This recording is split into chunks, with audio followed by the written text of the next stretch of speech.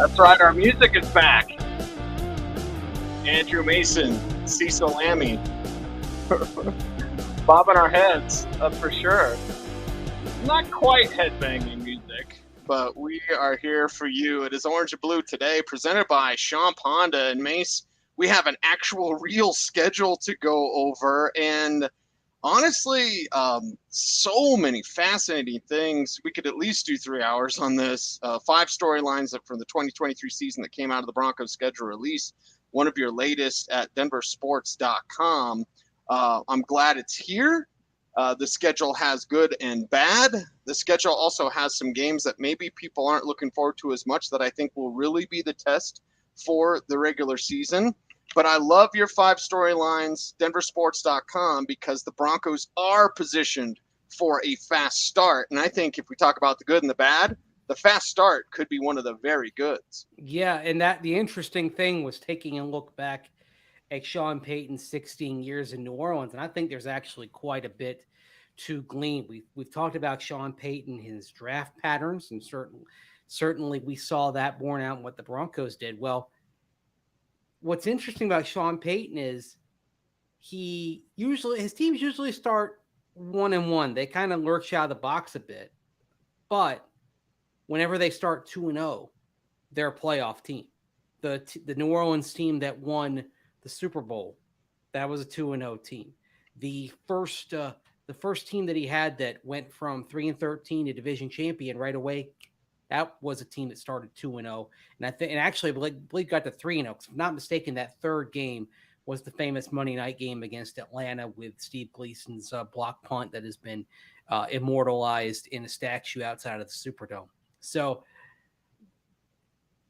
looking at it there, you got 2 home games to start the year, 2 teams that were losing teams last year, 2 teams with new quarterbacks. Obviously, Jimmy Garoppolo is a veteran. He's going to reunite with Josh McDaniels. But Sam Howell probably will be making his 3rd career start when Washington comes in week 2. And by that point, you got last year's first start. You're going to have this year's. You have a couple of games to work with. So Sam Howell is going to be right at the point in every young quarterback's career where sometimes they get exposed a bit because teams have started to build up some film when they realize what the strengths and weaknesses of the quarterback are. So on a lot of levels, Cease, I look at this and I see a 2-0 start, and I think it's going to be a different 2-0 start than the 2-0 starts under Vance Joseph in 17 and 18, and then a 3-0 start under Vic Fangio in 21. Not that I expect the Broncos to go out and win every game. In fact, I think the 2-0 start will probably end with a thud in the heat and humidity of South Florida and Miami in week 3. Don't like that game at all. But if you're 2-1, you're feeling pretty good going to Chicago on the first day of October and having a chance to end the first quarter 3-1. Getting off to a fast start, and Brad D wants us to do 3 hours. Well, we could. Well, I am going to be on Denver Sports tonight. Yes. On the radio side from 6 to 7:30 p.m. with Jake Shapiro.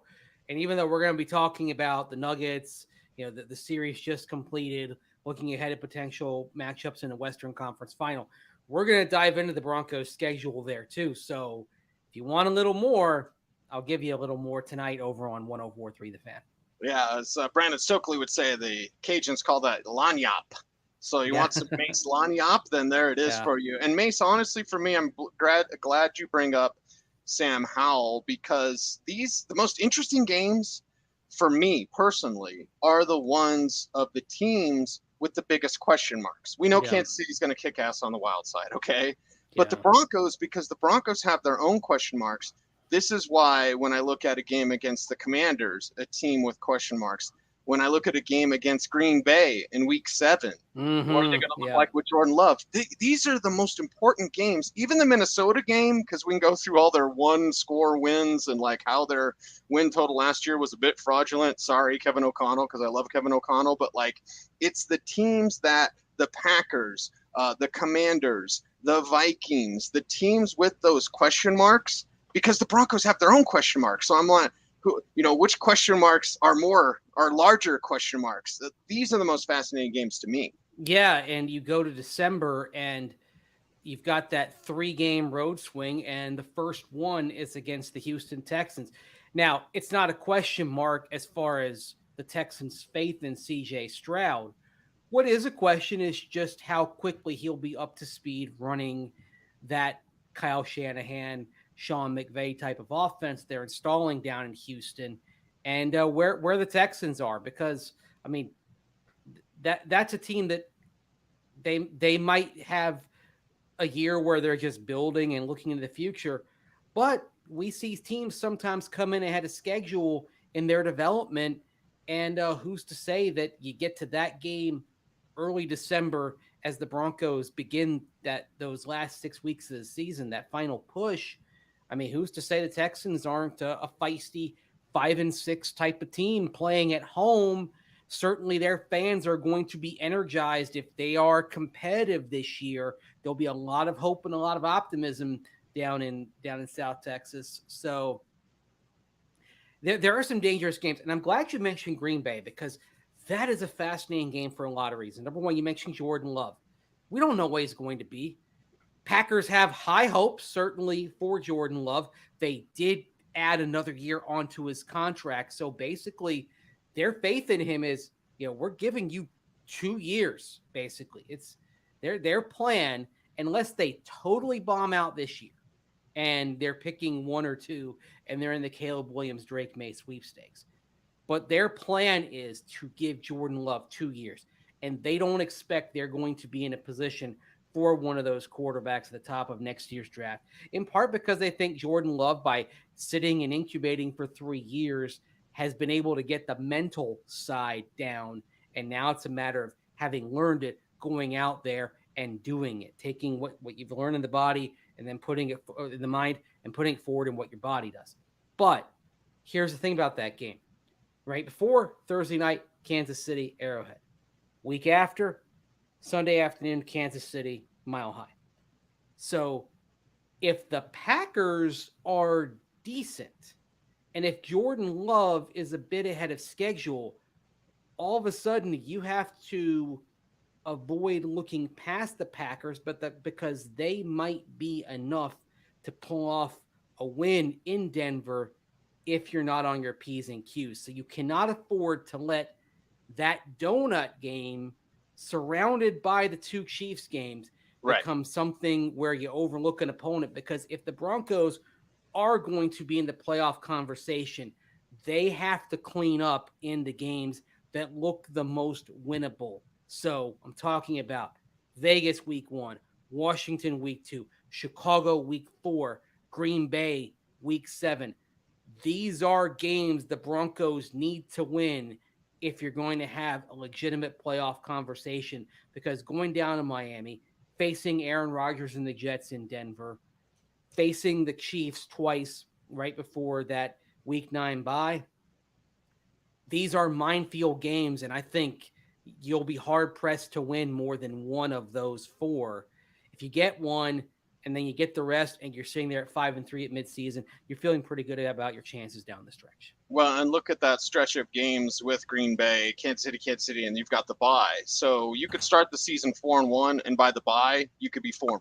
Yeah. You cannot fall asleep. And I like where you're getting Green Bay, because by that time, Mace, we'll have a good idea about where Jordan Love's at. If you got him in week 2, you're like, it's early, he doesn't know what he's doing.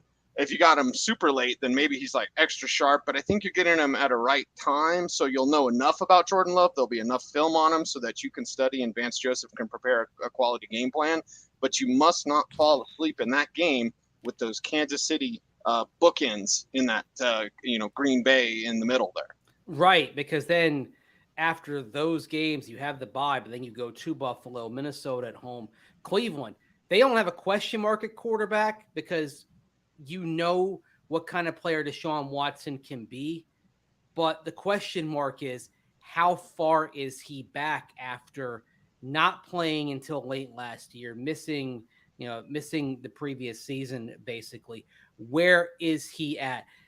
I think we're probably talking about Deshaun Watson by that point in the season, Thanksgiving weekend, looking like the Deshaun Watson that we knew in Houston when he was an elite level quarterback. And if that's the case, then the Browns are probably in contention. And so that's a tricky game. So you got 3 really tricky games after the bye. You've got 4 tricky games before the bye. So that October and November are really going to reveal an awful lot about how far Sean Payton's building has come and what he has left to do as you go into 2024. We're going to, we're going to know. We will know by Thanksgiving what this team is, I think, and where it has to go in the following off season. And then you play out the rest of the season, it goes as it will. But I think we're going to have a general idea what we're dealing with long-term with the Broncos by the time you get through Thanksgiving and get through that rigorous 7-game, 8-week stretch of the season. It is Orange and Blue today, presented by Champ Honda. Cecil, Lammey, Andrew Mason. Jedi Technique says it looks like I'm playing Call of Duty. It would actually be PUBG. Because I'm a third-person Battle Royale guy, not a first-person Call of Duty guy, although I'm a camper no matter what game I'm playing. I'm camping on the bye. Some segues are better than others, Mace. But you and I had talked about it before the schedule release, like where's the bye going to be? It's actually in probably the most generic place it could be because it's not too early, it's not too late, it's smack dab in the middle. But I think your plan for this team pre-bye and post-bye could be vastly different based on the results that you get before said bye week. And again, that Kansas City double up. The chat room thinks that's a good thing. Is it a good thing? I think it would be a bad thing if you didn't have Sean Payton as your head coach. This is where the chess match really comes into play. When you've got 2 games that are close, it's almost like, and I've made this illusion a couple of times already, when the games are close like that, it's like in soccer where you have what they call a 2-legged tie in Champions League play. If you follow soccer in Europe, the Champions League semifinals are right now. And, for example, you got Manchester City, Real Madrid. They played this week. They'll turn around and play in a few days. And both of them have, a match in between back in their league play.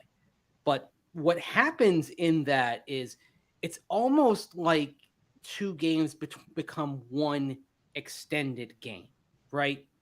As in, and that time in between is almost a halftime. You're not changing everything, but you are making some tweaks here and there, some tactical tweaks. Frankly, I would not have a great deal of confidence in previous Broncos coaches, but I have a lot of confidence in Sean Payton. Andy Reid's going to tweak some things as well, but I think what we're going to see is we're going to see a battle of wits, especially in that second game that they play, as both teams adjust to what the other is thrown at them. And I think the Broncos have a better chance of winning such a battle than they would have in previous years. If they'd had this situation last year or the year before, I would have been like in Aliens, Bill Paxton. Game over, man. Game over. Not the case with Sean Payton. I think he will do more than hold his own playing the chess match with Andy Reid. I'll give you another Bill Paxton quote. Would a spy pee himself, huh? The underrated True Lies. I can't believe he's gone, man. I can't believe Bill Paxton's gone. But R.I.P. and True Lies, simply fantastic. It's a terrific movie. For guys like us that quote movies all the time, I quote True Lies almost every day. So every day. There you go. The peak of Tom Arnold's career, by the way. What kind of a sick witch takes the ice cube trays out of the freezer? Oh, boy. Here we go. Ken asks, Kaz Productions, are the road games even more important this year for Denver to have a chance? And one thing with Sean Payton, and you're studying of Sean Payton, Mace, New Orleans has a special home field advantage. Denver used to, can still have it. And with Sean Payton being back, you would see that as an advantage, certainly at altitude. But the road games now, all right, take care of business at home. Let's see what this team can do on the road. I like their road schedule and the timing of their road games. Yeah. Well, I don't like the Miami timing at all. Oh, because it's early? Oh, I mean, I was rooting for that game to be November or December, or even late October. Usually, having lived in Florida, I know this. Usually, the pattern of extreme heat and humidity breaks sometime around mid-October or so. You get finally a front that comes through and everything kind of cools down a bit. And even when it's warm, it becomes tolerably warm. But you're going down there in September. It's going to be a steam bath. And the Dolphins are going to be trained for that, because just as the Broncos are trained to play at elevation by their training camp being right there at Dove Valley, they're ready for it.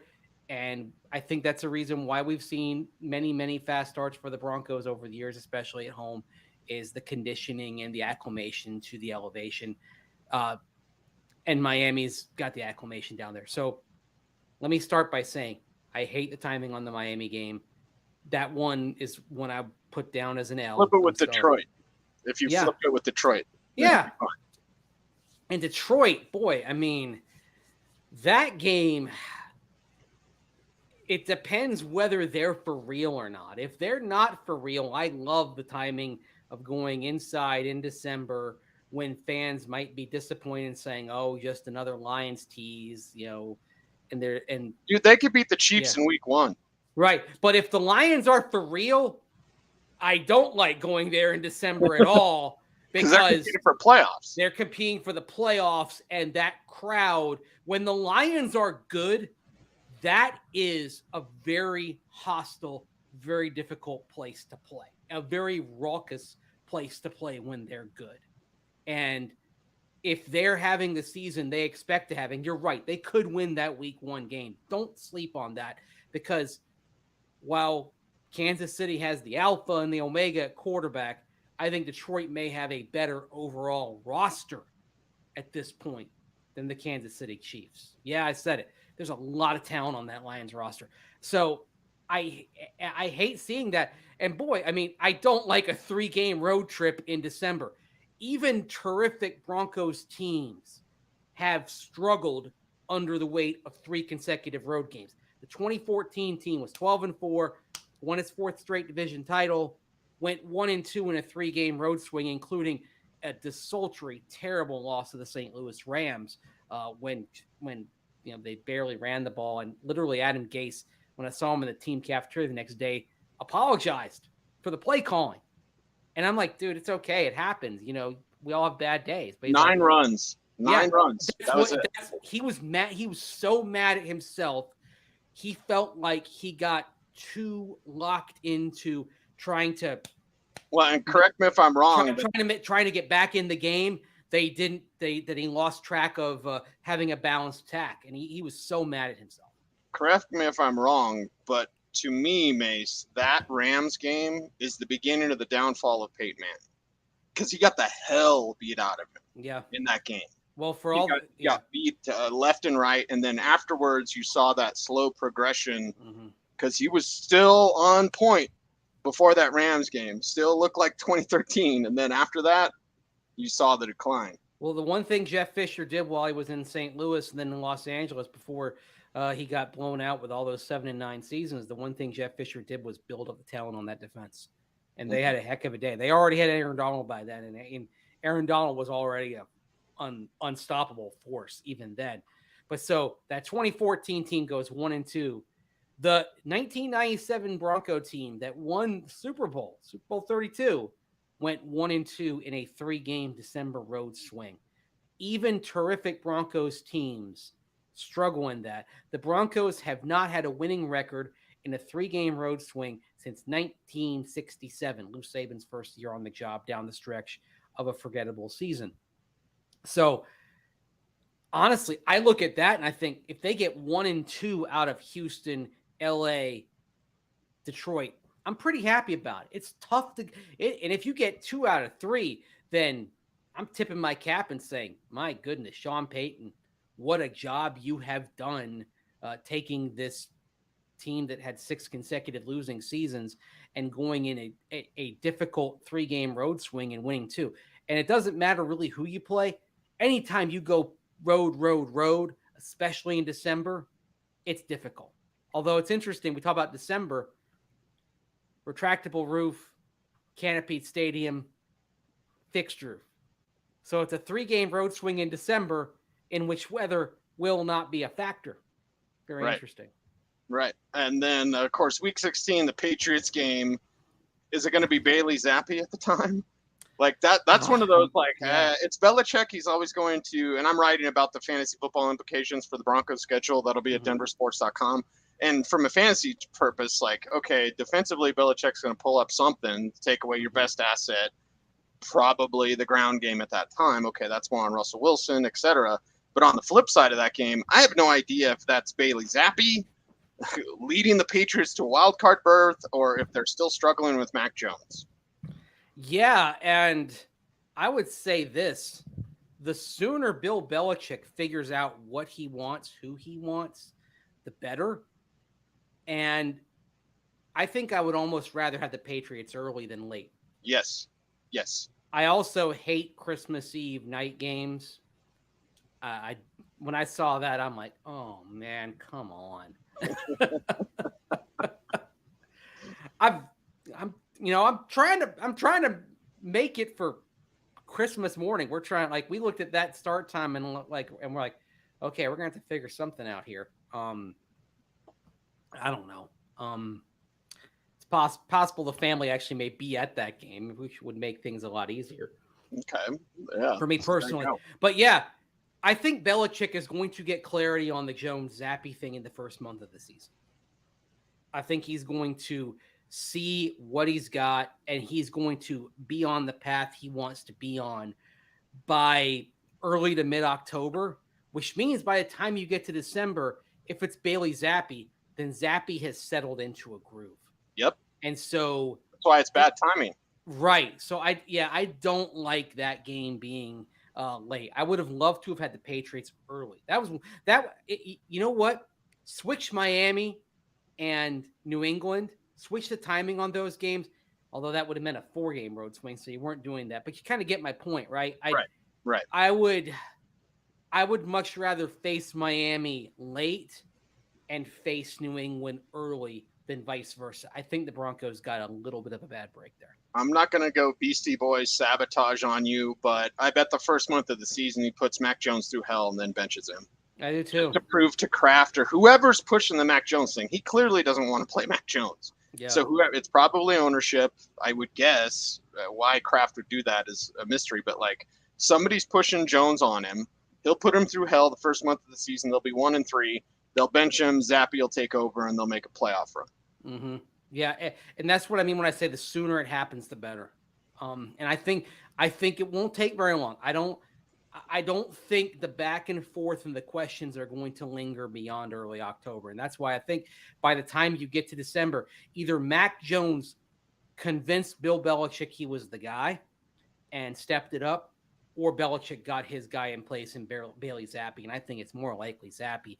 And Zappi he's got some arm strength limitations, but he also has a pretty quick processor, reads the field well. He gets the ball in the right spot. Like I almost view him as a quarterback, if he succeeds, like a good point guard who's kind of a facilitator more than the person who's kind of driving. He's making sure you're getting the ball in the right spot, the right time, and working within the scheme. That being said, he's not getting the coaching that quarterbacks used to get in New England. As much as we don't like Josh McDaniels as a head coach and as a person in Denver, there's no question he's a gifted offensive mind, and the Patriots, in terms of their quarterback development, have been lacking since he walked out the door for Vegas. Yeah, honestly, Bailey Zappi reminds me of a Teddy Bridgewater. Smart and accurate, and you can do a lot with a smart and accurate guy. Doesn't mean they'll take you to the promised land, but you can win a lot of games. Orange and Blue today, presented by Sean Ponda. Mace, got about 5 minutes left. The spotlight, it's still on Denver. Thank you, Sean Payton. Now come through with the wins, which you and I have optimism that will happen. But one thing is clear with this spotlight, the Sean Payton effect is real because the Broncos are still nationally relevant. Yeah, it was interesting. In terms of primetime games, the Broncos got 4, which it puts them in the middle tier of teams, okay? it's not as many as others. The team with a longer playoff drought than the Broncos, the Jets, got one more national television game, but of course, or primetime game, but of course they have Aaron Rodgers. So they're kind of like what the Broncos were last year, but the Broncos, there's still some it to them. There's still relevance to them when you're sitting here, despite the losing seasons, despite Russell Wilson's campaign, talking about them having 4 primetime games. Some of that is Sean Payton. Some of that is, I think, the Broncos, the franchise, and what kind of draw they are as well. And another thing I think that you consider is that those primetime games, two of them in November, one in December. So there is some confidence on the part of the NFL that the Broncos are going to be relevant into the season. And oh, by the way, that Christmas Eve game, if I'm not mistaken, that's locked in. That's not one that you're flexing out of. That is, you're set with Broncos Patriots Christmas Eve primetime on NFL Network. So that, I think, is some faith on the part of the league in the Broncos being competitive at that stage of the season. And I think also a little faith in the Patriots as well, though I think in this case for both teams, it's faith in the coaches. It's faith that Bill Belichick and Sean Payton, even if they're not having great seasons, they're still going to be somewhere in the playoff conversation to where, all right, these two teams are still playing for something. Yes. And think about how the tenor of the season can change for the Broncos, because we can be early on before the bye, and we're talking about a team that can make a push for a wild card spot. Mm-hmm. If things go off the mark, by the time that late season and Christmas Eve game rolls around, we're talking about Caleb Williams. Yes. We're talking about a different plan. So the approach to this season could be like, what can they push for the playoffs? And then come December, it could have a different tenor. Or I'll give you this. Let's say if we're talking about Williams in May, that means we're probably in the moment looking at Jarrett Stidham, right? Yeah. Mm-hmm. So think about that for a moment. You might have Jarrett Stidham going against the team that drafted him. Yep. Revenge game. You might actually the Broncos out of draft position. Yeah. If you look at those last 3 games, if Russell Wilson hasn't worked out and Jarrett Stidham is getting a look, those final 3 games of the season, one is against the Patriots, one is against Las Vegas, his 2 former teams. How about that? I like it. Orange and Blue today, presented by Sean Ponda. Edward brings up Colin Cowherd on board with the Broncos. I like Colin. He's been nice to me anytime I've been around him, but isn't that kind of a bad luck sign? Wasn't this the guy that's like, Drew Lock is the man, and then he was like, I hate Drew Lock. Like, what? Colin, come on. Come on. He changes like the wind. Like, whichever way the windsock is blowing, that's where he's gonna go. Right. I honestly, he might be a nice guy. That's like one guy I don't watch any of the pundit shows, even though we sit here do a pundit show every day. I don't really watch any of the others. I'm sorry. Skip. We try to do the kind of show that if I were watching a pundit show, I'd want to watch. Okay. Yes. Mm-hmm. That's something I think you and I pride ourselves upon as we do this.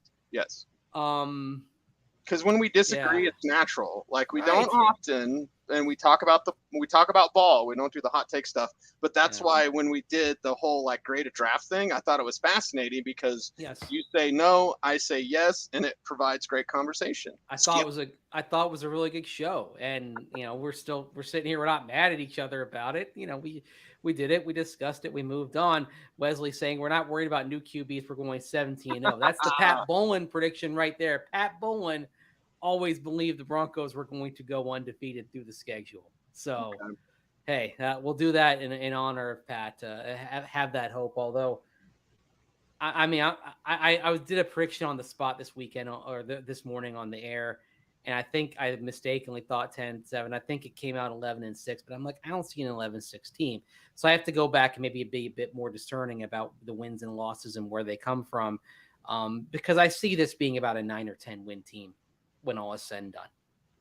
All right, that is a wrap for today's program. It's Orange and Blue today. Make sure to do all those YouTube things like comment, share, subscribe, hit the notification bell so that you never miss a vid. He's Andrew Mason. You follow him on Twitter at MaceDenver. I am at Cecil Lammey saying Be safe, be kind, know that you are appreciated. Stay tuned. And as always, please, would you stay frosty,